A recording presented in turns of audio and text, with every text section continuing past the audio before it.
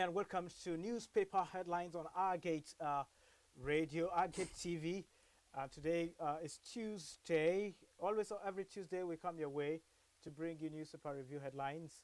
And of course, I always have my panelists with me. I have Charia Emmanuel at my left, and I have Nathaniel Nongo at my right. Gentlemen, you're welcome to the program.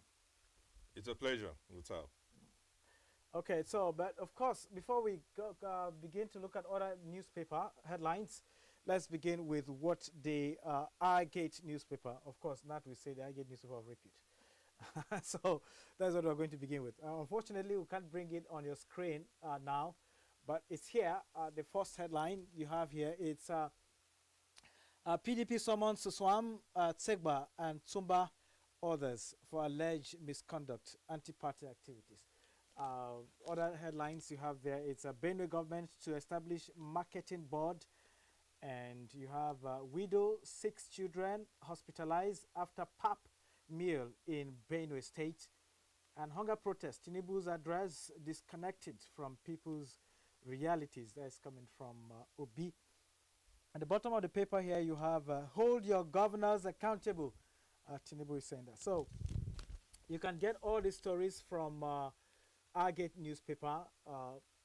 The stories I just read out now. But let's begin with this, Charia. PDP, there is a rancorous, I'll call it a rancorous PDP in Benue State now.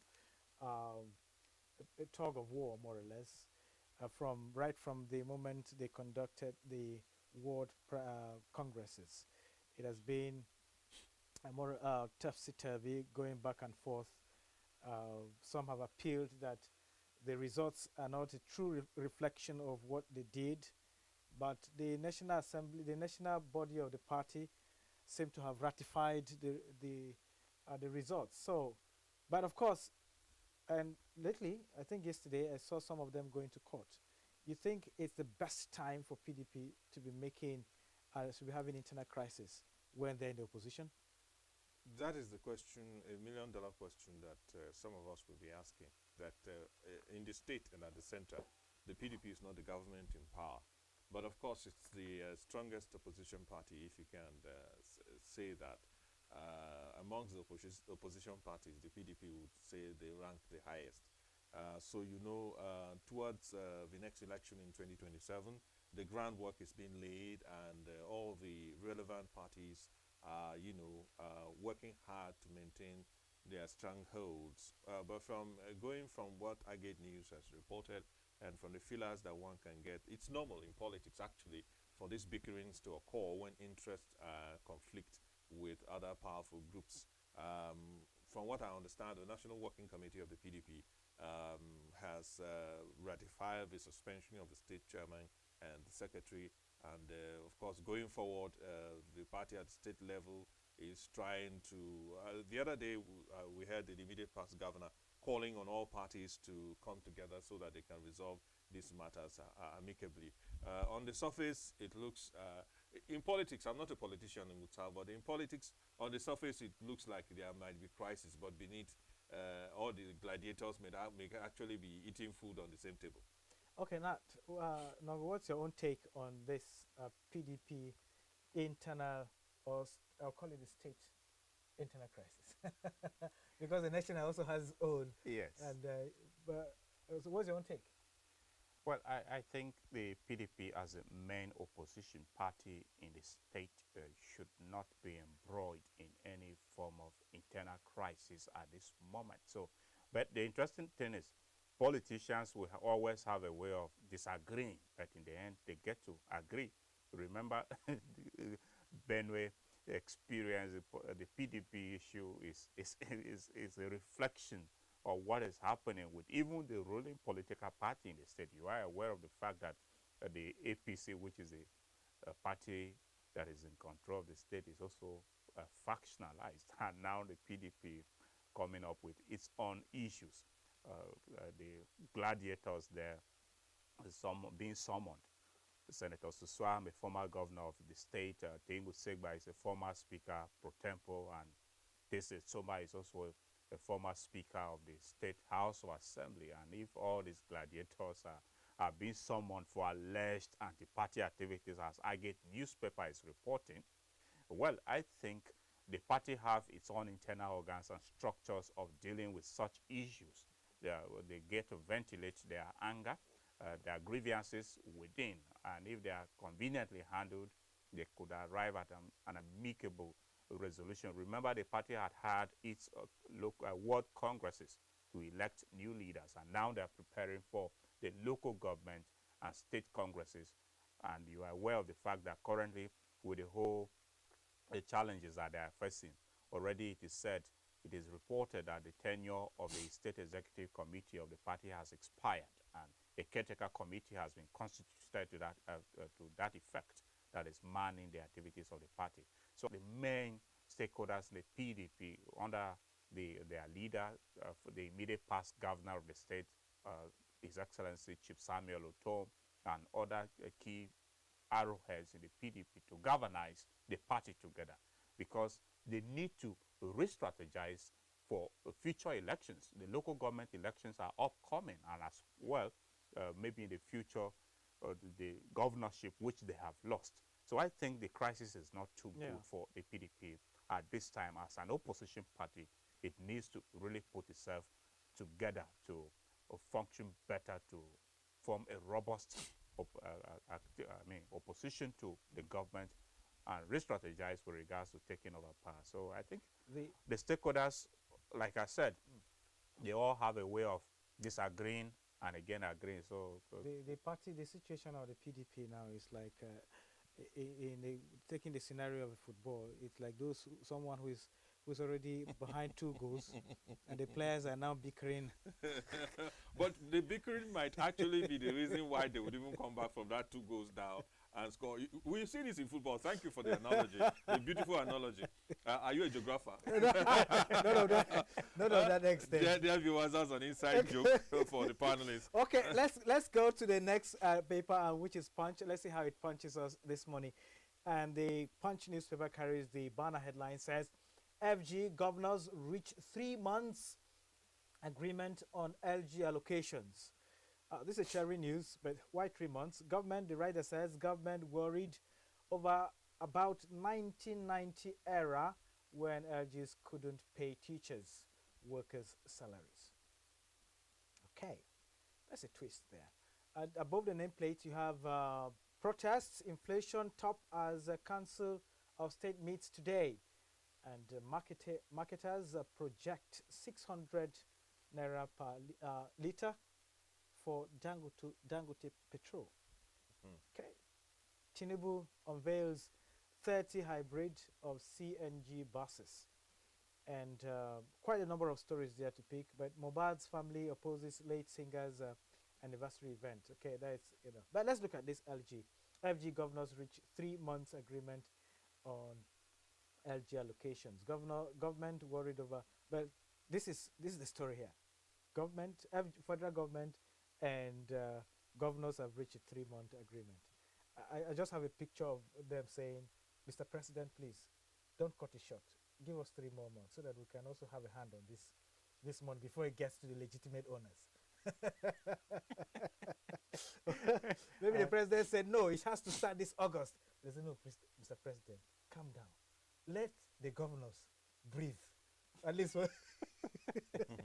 Anyway, good sir, give us a grieving period. Good sir, whatever the agreement that is reached, I wouldn't want to preempt the story. I have not gone into the details of it.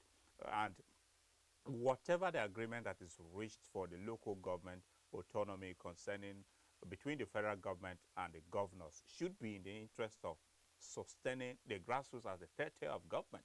Remember, every Nigerian was cheering about the local government autonomy, particularly the financial autonomy, which the Supreme Court did proclaim for the local governments. So it shouldn't take any direction away from the judgment that was already delivered by the Supreme Court. The agreement should not be reached outside of the context of getting to implement that judgment, getting to enforce it in a way that the allocations are sent directly to the local governments. Because if the federal government is reaching an agreement with the governors and it's purely on the basis of maybe like we are speculating whether it should be stored for some 3 months before implementation will take effect with regards to the allocation getting directly to the councils, then it calls to worry that the federal government itself may be talking from both sides of it now, because here is a federal government that took the governors to court, right, to get a judgment from the Supreme Court. And now the judgment has been delivered in favor of the federal government to get the enforcement or implementation of financial autonomy for the councils. So I would say that whatever the agreement is, it should not deviate from the spirit and content of the judgment as delivered by the Supreme Court, because we need the local government to function. And the allocations that gets to them is very crucial. Okay. We need it. So whatever it is, like I've said, it must be in the spirit and interest of sustaining the councils with their funding getting directly to them. Terry, I look at this. The writer says government worried over about 1990 era when LGs couldn't pay teachers. Yes. This is another twist that we perhaps will not be looking at. Actually, I also was worried about that, because I remember that era very well, when local government staff, especially primary school teachers, because primary education was in the past the exclusive responsibility of the local government. And you would have situations then when some local governments would pay their primary school teachers and others will not. And that is what led to a federal agency for primary education. At that point in time, you know, military administration, things happened on the fly, and salaries of local government primary school teachers was being paid from the federal government. That is the precursor to joint account. That is the excuse that some states used when democracy returned to say, look, local governments are not paying their staff salaries, so because of staff salary payment, collapse the funds. That is what gave birth to joint account. Now, joint account over the years has completely castrated the local governments. So we have to return back to the status quo where the local government... I love the word castrated. Of course. Castrating the local government. Rendering them mindless, so to speak. You know, making them appear like Bobrisky, confused and without orientation. So at the end of the day, back to the serious matters of the day, now the federal government, just like Nongu said, are the ones who took the governors to court. But I think we might be sounding the alarm too early. Of course, salaries are now paid from SUBEB for primary school teachers, for those in basic education. And SUBEB is a central port. So the federal government needs to take care of that. Does it mean that allocations for salaries will now be deducted from source and sent to SUBEB for onward payment to all local governments within the state? Would we now have SUBEB at local government levels? What will be done? These are the issues. They are genuine, but of course, you know, Nigerians, we are concerned that sometimes our leaders use genuine reasons as an excuse to perpetrate things that are less novel. That is the concern. So like Nongo, I'll return back to Nongo's own part of the argument that we must, whatever we are doing, this 3 months honeymoon, local governments will now most likely begin to get direct allocations from October. Guess what I suspect will happen? And most states will organize local government elections within these 3 months. And most states will now plant stooges in local government such that, we give you 100 and collect 99 back. Furthermore, enhancing the castration that existed before now. So these are some of the concerns that that is making some of us to be like. Don't you think with the financial autonomy, it means is the local government chairman that has the sole signatory and other persons that are perhaps maybe there.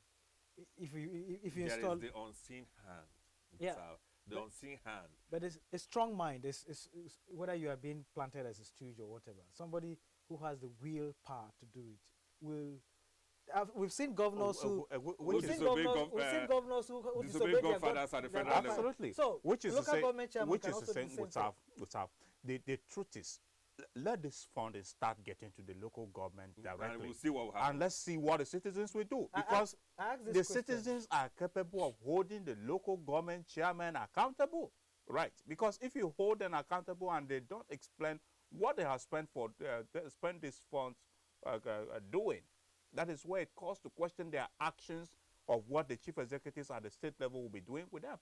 You understand? Because if there's an unholy alliance between the local government chairman and the governors, to still sabotage the interests of people at the grassroots, even when the funding is getting directly to them, then they will be questioned for that. And this is where even the anti-graft agencies could also come in.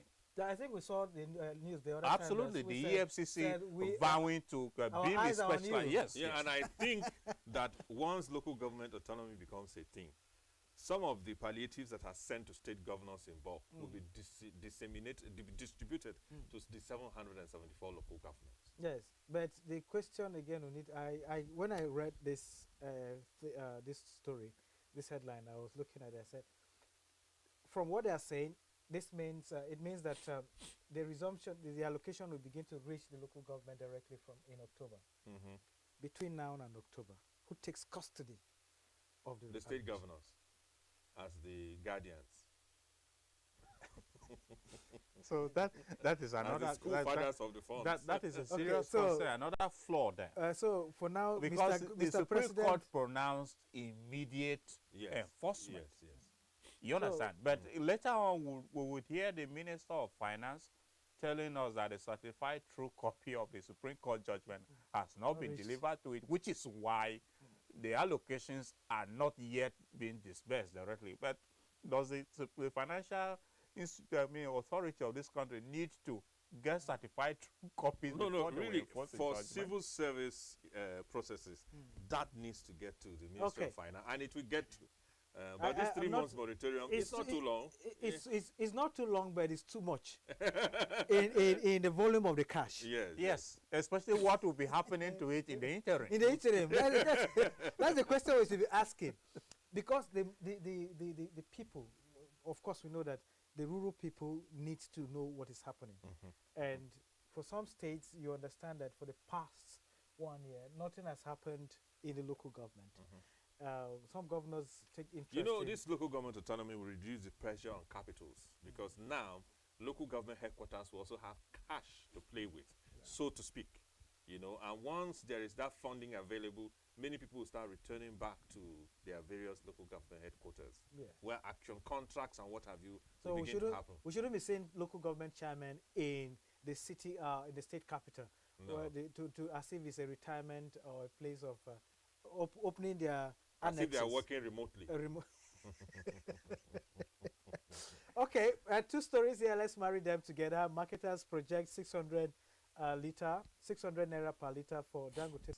Of course, there are other stories that you must have heard about why a particular organization was paid or was trying to see 60. We may have 600 naira per liter for Dangote petrol. Somebody yesterday made mention that he mistakenly said he bought fuel at 600 naira, and a friend told him that, please, where is it? Where is the place? So that he can quickly go and pick his car at home. But looking at these 2 stories, the CMG buses are coming in.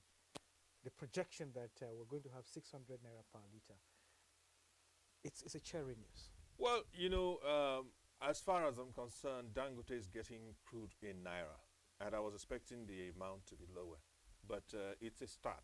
And for me, I think the federal government, if they really, really, really want to make the subsidy a success, others should be encouraged. Other refineries should crop up. Other modular refineries should be supported the same way Dangote is being supported. And if you cannot do turnaround maintenance for the government-owned refineries, carry out a fire sale. Someone like Femi Otedola has been angling to buy the Warri refinery, and nobody has been listening to him. Even if you don't want to sell to him, sell to others. Sell it off. Let the subsidy be complete and total, so that in the next 4-5 years, we'll have, at least if we in our time will suffer the consequences of subsidy removal, our children growing up should only read about it in books and hear about it on Facebook. They shouldn't experience it. And write projects on 20 years ago, the impact of subsidy on the Nigerian economy. The long-term benefits. During a case study of President Bola Tinubu's administration. And then perhaps you begin your introduction with fuel subsidy is gone. So when you expand on this statement was but uttered. anyway, trust academics. In the future, that in itself can even become a topic of academic essays. Can be a thesis topic for a master's student. Nongo, your own take on this fuel subsidy, 600 naira per liter. For now, it is being sold at some places 1,000, some places 950, some 800, and so on. So he said, well, he's not too impressed with this 600. I am super impressed with 600 for now. Especially as Dangote as a private investor. Yeah.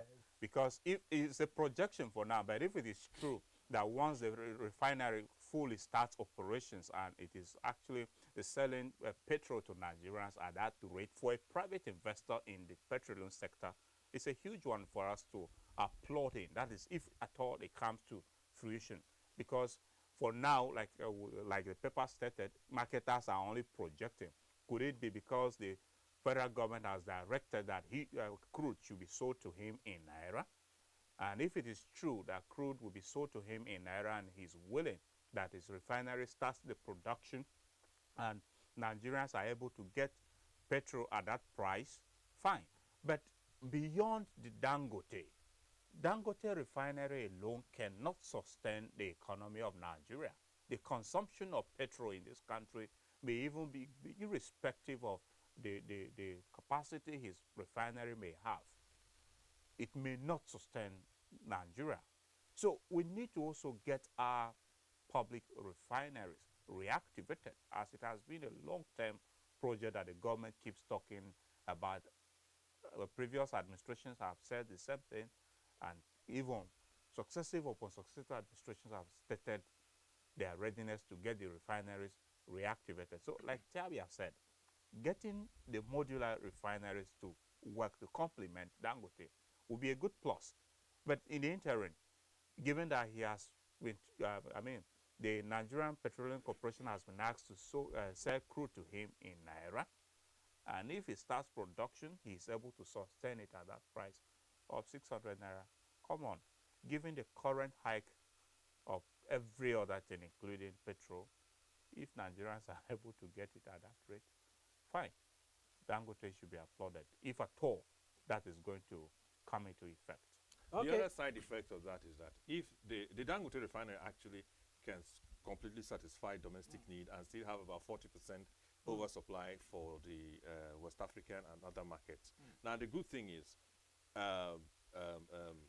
the refinery has already started processing the crude. The crude has been supplied according to other sources. However, this is how good refineries work. You produce enough stock for at least 60 days, meaning if the refinery shuts down for 60 days from your tank farm, you have enough in store to supply to the market. That way there will be no disruption. So the refinery is producing and pumping into their tank farms. And I learned from the grapevine, from Twitter and other sources that at the end of the month, the PMS will hit the Nigerian market. At that point, he has stored enough so that anytime they need to shut down for any sort of maintenance for 2 or 3 weeks, they will have enough installed. That is the advantage private businesses have. They always think ahead of the curve. They have started producing. Remember, the federal government is already spending $600 million on importation of PMS. If this refinery comes on, that will stop, easing pressure on foreign exchange, strengthening the Naira against the dollar. Yeah. And once the Naira is strengthened against the dollar, we expect that price to come down from 600 Naira per liter. Why we are agitating for modular refineries is monopoly, no matter how beautiful, it's not the best. Yeah, then when we bring in the CNG buses, then we'll have alternatives. There will be the proper the price of transportation will come down. But the federal government have unveiled that in. These are some of the things that could have been done before subsidy was removed. Yeah, so perhaps we don't have had this hunger protest. No. So we're going on a short break, and when we come back, we will take more of the newspaper headlines. More of newspaper, then we'll now look at the review of the papers, of the headlines as well. So join us after the break.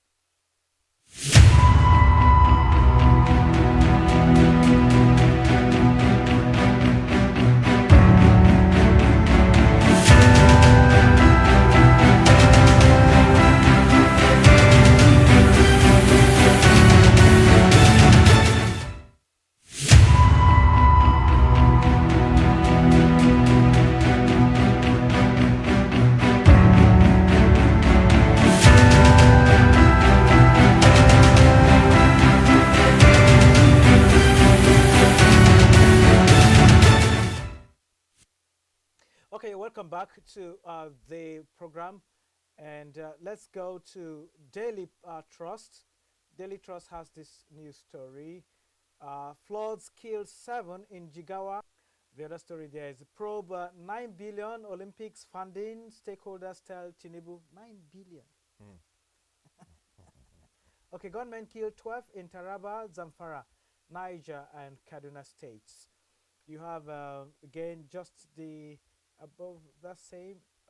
You have Yakasai, Yadudu caution Tinubu on new constitution. Ohaneze, MBF back move. But let's look at this one. Floods kill 7 in Jigawa, Kebi. Even as the writer says, submerged roads and farmland displays hundreds in Bauchi, in Yobe. So even some states are also crying of a drought. Some I don't know how Jigawa is experiencing flood. A state that is not in a riverine. It's something very disturbing. But this is the story. 7 are killed already. So year in, year out. Is there any way flooding issues can be checked? I know it cannot be totally wiped away, but is there any way we can check flooding issues to at least reduce it to the barest? Taking care of our environment is very important because the human activities that we engage in affects the environment. The way we treat our surroundings is important, but government has the power to multiply the efforts of individuals because government is an aggregator. Uh, Over about 2 decades ago or more, we used to hear a lot about ecological funds. So much of this money was, grants were given to sub-Saharan African countries, and Nigeria was one of the major beneficiaries. And so many state governors and at the federal level misused these funds. Some were even conveniently embezzled. For instance, a town like Makudi ought to have major drainage works to absorb the excess water and take into cognizance the fact that human beings have built on natural waterways that serve as drains. Some of the alluvial floodplains, some of the marshlands, the wetlands in Makudi have been developed upon. So when rain falls, like we say, water must find its way. Also, industrialization. Some of the things we use, appliances at home, and the industries that we use contribute to greenhouse gases. So your question is, how can we stop it? How can we mitigate it? First of all, it starts by educating ourselves on the proper way to treat our environment. Musa, you're building a house, and you have not bothered to even go to the Ministry of Works or to go to the Environmental Protection Agency to find out. And even when the officials come around and try to educate you and enlighten you on the fact that this house you are building is on a floodplain, the average Nigerian looks at them as being troublesome. Your own too much. And then when the floods happen, we begin to blame the government. One of the wise maxims we have in Makudi town, the capital of Benue, is that when you want to rent a house or buy land, go there during the rainy season so that you will know whether this is a flood-prone place or not. These are simple strategies. When it comes to the weather, we can't stop it as individuals, but we can help ourselves out. It's just like me now going to the middle of River Benue and pricing a plot of land there because it's dry season, and I've seen a small, what the thief call Bonche, a small island appearing in the middle of the river. I am asking for trouble. What By God, March. what God cannot do does not exist. Well, I will just turn myself to a prayer point at a crusade. That's all. So we need to take caution and pay attention to some of these warnings. Okay, now do you have anything to say to this? But because I'm just Benue, we also have. I think when it rained a few months ago, Yes. we had the same issue, and it keeps coming up. The moment it rained and that Ishaya Bakut Road was in waters, I saw the swiftness of the governor visiting the place and even saying, okay, that road should be constructed immediately. But since the rain stopped, the road has also The work, the the work has urgency also has stopped. also dried up. The road has become a bit more or less abandoned. We are reactive in nature. Where I believe what they have done now, they have perhaps closed some other waterways. When the rains resume, the flooding might even be worse than they met it. So, what do you think? What are the measures do you think we should be thinking? Government should be having, because as individual we have our roles as well, but government has the bigger role to play. Anyway, with our first condolences to the families of the 7 persons killed in Jigawa and KB as a result of flooding.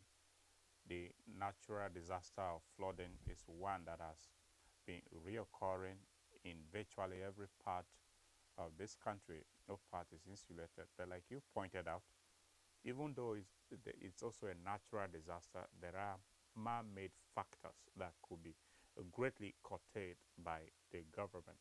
First, getting the tunnels, getting drainage that are deep tunnels constructed to channel water appropriately into rivers or even large water bodies is a good measure that could be done to mitigate the impact of flooding. And even nothing stops us from having buffer dams. Some of these flood waters could actually be emptied into buffer dams that by the time there is scarcity of water, it could even serve for future use as a reservoir. So it's really challenging that the approaches we have had over time, sometimes the flood seems to be coming like is an annual festival. It's a ritual that we must observe. It shouldn't be so.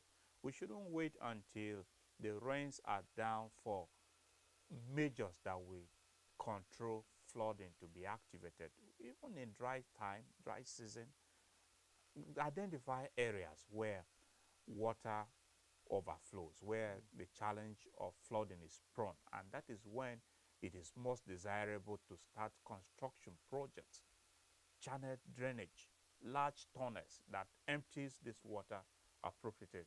The challenge there could be the siting and improper urban mounting up of structures and buildings, especially in metropolis.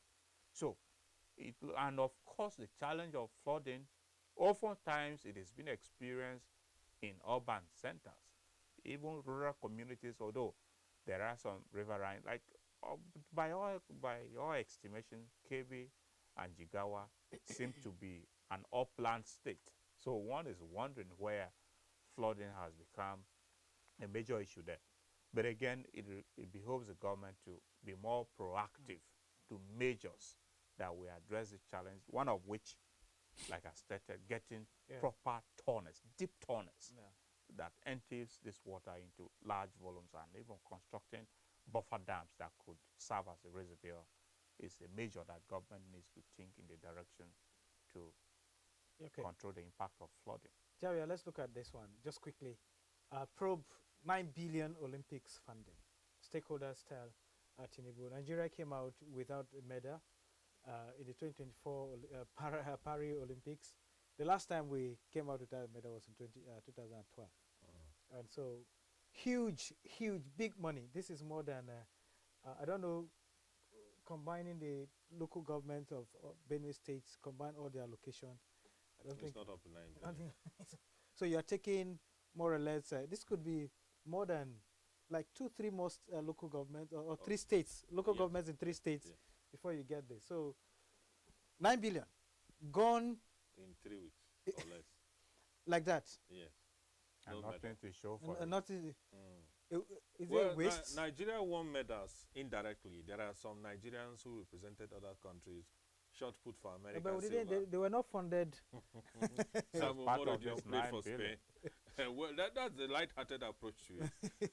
I think the probing should start from the ministry officials, the federation officials. What are they doing?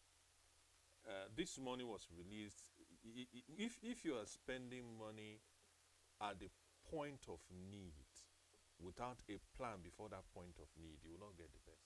It's just like waking up on your wedding day and saying, let's go and buy a cake. Let's rent the hall today. Let's pay the MC today. let's pay the DJ today. You know, you end up paying more for people that will offer less. Urgent. It will be MCs that have no events for that day. And most likely, you won't be able to get the likes of Nathaniel Nongo. You won't be able to get him. You will begin to look for some younger MCs that will come there and begin to chew their mouth. Or if you are going to you are going for the high profile one, you have to pay higher than. Yes, you have to pay higher because maybe someone else has booked, or even if they have not booked, they will pretend that they are booked because they know you're desperate. There's urgent charge. This is a direct analogy to spending money. This money would have been better spent in grassroots sports development over time. You know, Morocco came third at the Olympics football tournament. This is not an accident. They got to the semi-finals of the World Cup and they are now third in the Olympics. It's not an accident. Spain is basically winning everything in world football apart from the last World Cup that Argentina won. They have won every other international tournament, both male and female, across all age grades. It's not a coincidence. It's decades of planning.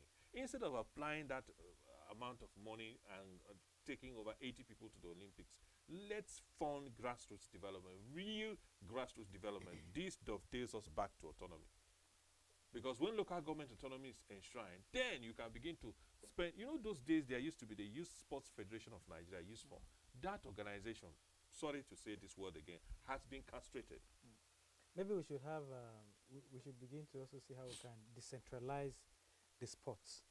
Exactly. That is why local government autonomy is brilliant, because now the local governments will have no excuse of lack of funding, and anything you need to do goes directly to the grassroots. Remember the likes of Moses Kwako were from Adikpoka, London. That is where they were, and they were discovered, and he ended up playing for the Super Eagles. Anyway, Gustav, for me, you think I should think that sometimes the people we engage at the top level, I don't know, John, I don't know if he has had any background in sports at all. It is high time the federal government should be thinking and looking in the direction of engaging people who are professionals. Sports is a sector that is not meant to be manned by just politicians or any other technocrat. One should be really a sports professional to be engaged at the level of that top management, being a minister or any other level of the sports sector in this country, because it's a money spinning venture for the country, and for the country to spend up to 9 billion for a particular sport, that is just the Olympics that just ended, and for Nigeria to put up a poor showing at it, I mean, it's not really impressive. Nobody will want to be spending money and not to be seeing results for it. We need to really, really invest in getting our grassroots sports properly developed, and also engaging core sports administrators and policy makers that will really rejig the sports sector of this country to function better. So I'm really in support. If the stakeholders are calling for that probe, yes, let it be probed. You're asking of the portfolio of John, in terms of sports, and it appears that he has not had any sporting. He has not even played Ankporo. You know what Ankporo is? So, that old tennis ball that all the hairs have. John, graduated. I think he has a bachelor's degree in sociology. Okay. And then he was the best graduating student of the university, General Sani Abacha time, and so he has been a politician, political sportman. There you go. Okay. So let's engage in political sports. We should remove politics away from sports and get the professionals. It's not everything that the politicians will do. The kind of person that we should be having as a sport minister, what do you think? Who should be that person? Do you know who is managing the Saudi Pro League that has made the Saudi Pro League what it is today? Emenalo. He is a Nigerian. He has Nigerian citizenship, played for the Super Eagles. I mean, we have these people all over. We have doing great things in the world. This is the man who took Ronaldo from Europe to Saudi Arabia, and he's taking everybody to Saudi Arabia. Now, the young ones are beginning to support Al Ittihad, all manner of very difficult Arabic football team. Yes, but we are following the league because of his groundwork. He left Chelsea for PSG, Monaco, now Saudi Pro League. This is somebody who has proven himself since he left Chelsea. Their transfer policy is now a mess. It is a mess, to show you that he was the secret behind all the business that Chelsea was doing as the director of football. He went to Monaco, did a brilliant job. Remember, he's the one who discovered the likes of Mbappe and co. And since he left Monaco, the team has disappeared from the map of world football. Now he's in Saudi Arabia, it is trendy. I'm using him as an example. I'm not his campaign manager, but when we have someone like this with proven track record, if I were to be in the presidency and I want to turn our sports into a money spinner for Nigeria and a source of employment, apart from entertainment, the greatest area you can groom millionaires and billionaires is also sports. Go to Mike Emenalo, name your terms. Tell me what you want. Do you think he will succeed if he comes here? Oh, give him the powers and the support. He will. With the political backing, he will. Okay. Somebody demolished almost half of Abuja. Didn't he succeed? It was because the person in power gave him the political Looking will. at what is happening to Dangote, you think he will come here? That story for another day. Okay, so let's go to Vanguard and let's look at what Vanguard says. Vanguard says distress as harsh economy forces shutdown of over 50 firms. 80% others in low capacity utilization. Over 100,000 employees thrown into job market. And Labour begs FG to intervene. I think there's a story we have to take there just quickly. But maybe we just look at it and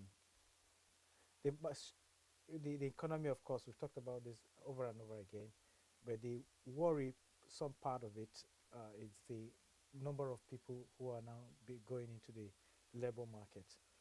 And something I need to talk about, talking about this labor market. I read a report about ICT skills or tech skills. 2023, UNICEF made that report, 2023, that 7% of Nigerian youths, only 7% of Nigerian youths have ICT skills, which is very disturbing. So don't be surprised, this young, over 100,000 employees thrown into the job market. Don't be surprised, a fraction of them may not have ICT skills. And the economy now is basically being driven with ICT skills. So what does this mean with this whole, the federal government is saying the economy is bad, high inflation and the rest, companies are shutting down and the rest. So you think we're not going to have, beyond the hunger protests, we're going to have unemployment protests? Of course, the protest stems from the fact that there's unemployment. It's encompassing. It's encompassing. So with over 100 losing their jobs, as the Vanguard is reporting, and 50 firms shutting down, even if they are not firms that are directly involved in engaging Nigerians, that those people are in Nigeria and working and the money is circulating in Nigeria, it calls to concern that we should worry. Talking about the tech, even tech, in the tech sector, if the economy is not surviving, the tech sector will not, the IT sector will not even sustain either. You understand? So even if the skills, the IT skills are there, but the enabling environment for the firms to survive is not provided by the government in terms of policy direction, in terms of looking at the rising inflation to bring it down, it calls to a serious worry. So, as a matter of fact, we should really be worried that firms are closing down because of the rising cost of living, cost of operation, and every other thing. So, getting people, a huge number, losing that job, it's something that you worry all of us. Okay, would have. Let's go to the New Telegraph newspaper. It has something quite different, which we earlier took, but is different from what the other papers are saying. New Telegraph, new constitution, Yakasai cautions Tinubu over patriots, demands for political reforms. And that is the big story we have there. And we have DSS, artificial intelligence represents double-edged sword, and Justice Kekere Egun becomes second female CJN. And other stories you have there: address protesters, demands Address protesters' demands. Bongos Ikwe tells government. Okay. Tension in Edo as Shoaibu resumes office as deputy governor. And court sacks Wike's loyalist as the Rivers APC chair, reinstates Beke. And I think these are the stories we have on New Telegraph. Nigeria grappling with 17 trillion abandoned projects, CIPMN. Colonized nations have reached their breaking points. Gambari, I should suppose is the Gambari that served under the Tinubu, the Buhari administration. But let's look at this new constitution. Are we ripe for new constitution? This has been since 1999. People have the clamor has been that the clamor has been that the constitution handed to the democratic leaders is the one from the military ideology. So now the calls have been on, and now the call for new constitution is resurfacing. Do you think we're ripe for the discussion? First is a discussion for new constitution, not the talk of it, because there has been a series of amendments. Are we ripe for new constitution? Sincerely, I would say the item that should be top of the agenda for this administration should be how to solve this present malaise, hunger, and to ameliorate the sufferings of the masses with regards to the cost of living. That should be front center of the burning issues for this administration. Talking about constitution itself, yes, our constitution was last reviewed in 1999, was written, in 1999. Some amendments have come and gone. But the document these days is beginning to look a little bit ragtag. So I believe that we need a form of a national conference to discuss the modalities to work on our constitution. But that should not become what the government's energy should focus on too much. It can be something that can be happening in the background while we work very hard to make sure that our constitution, the present realities of Nigeria are amended. Because somebody who is hungry does not have time to begin to read any document or even follow others. You can see, as happened with the national anthem, for a few days people learnt the old one, and right now as we speak, many people don't even give a flying hoo-ha about the national anthem. Okay, now to your own take on the new constitution. Well, Gutav, you see, a group called for this during their visit to President Bola Tinubu, a group led by former Secretary General of the Commonwealth, Emeka Anyoku, led a group that visited the president in the Aso Rock Villa, where there has been calls for a new constitution to be written. Granted that the constitution Nigeria is currently operating with, there have been repeated arguments that it stems from a military rule. It was handed over to the country by the military regime. The National Assembly, successive ones, including the current one, has made efforts to review the constitution. Currently, as we speak, the process for the amendment of the constitution is ongoing in the National Assembly. But when these amendments and reviews are done, to what extent does it reflect the yearnings and aspirations of Nigerians? That calls to question. You understand? Because there are still glaring loopholes in our constitution that really needs to be addressed. But for us to get a reconstitution that will meet the yearnings and aspirations of these citizens, it must be a new one. And how would a new one be arrived at? Not National Assembly members or politicians pretending over the same process. It will have to come through a process of a constituent assembly, a new constitution for the country. Members of that constituent assembly are not people who afterwards will seek office, so that you don't present your own interest or impute what will favor you eventually in the country as being part of the constitution.